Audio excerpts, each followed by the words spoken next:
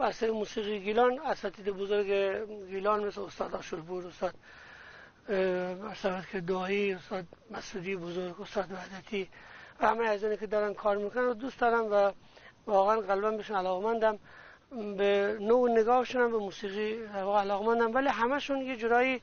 به دید من در واقع موسیقی فولکلور نیست، بلکه موسیقی که یا موسیقی شهریه یا موسیقی در واقع بین موسیقی محلی گیلان و عرض کنیم موسیقی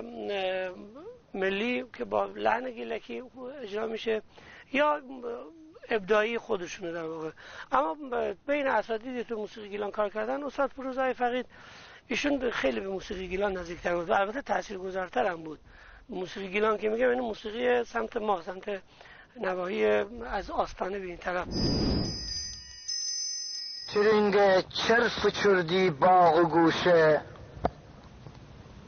مگر ناخوشی یا بی آو توشه؟ نه ناخوشم نه مو بی آو توشه، مو دامون خم و دارون و تموشه. زندیات محمد ولی مظفری رو من واقعا دوستش دارم، یعنی من یکی از حسرت‌های زندگیم این بود که ایشون ندیدم. محمد ولی مظفری هنرمندی بود که همیشه تحول‌خواه بود، شاعری بود که واقعا تاثیرگذار بود. چون کارهای گلیلوی استاد فروزآ خونده، کوتر کو و خیلی از کارهای زیبا که استاد اساتید مختلف توی به ویژه استاد فروزآ خونده رو گوش میدید که مال آقای مظفری باشه، این شخصیت این آدم رو راحت‌تر میتونید متوجه بشید. من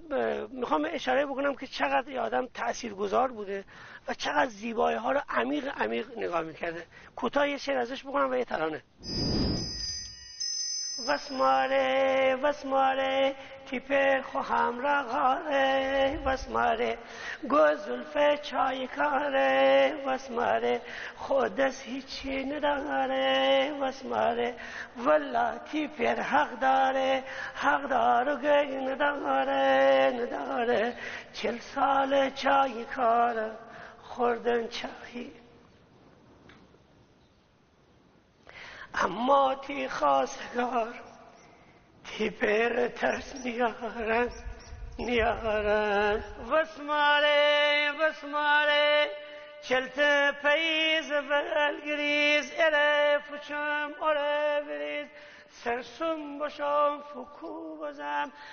چلت زمستون مومره بگل بزم هوا بزم برو بزم بکو بزم بنگان ورمی چشمونه دو بزم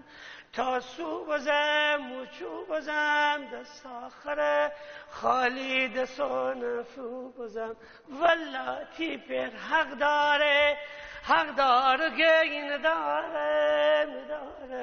40 سال چای کارم خوردن چایی ندارم، اما تی خواستگارم تی پر ترس نیارم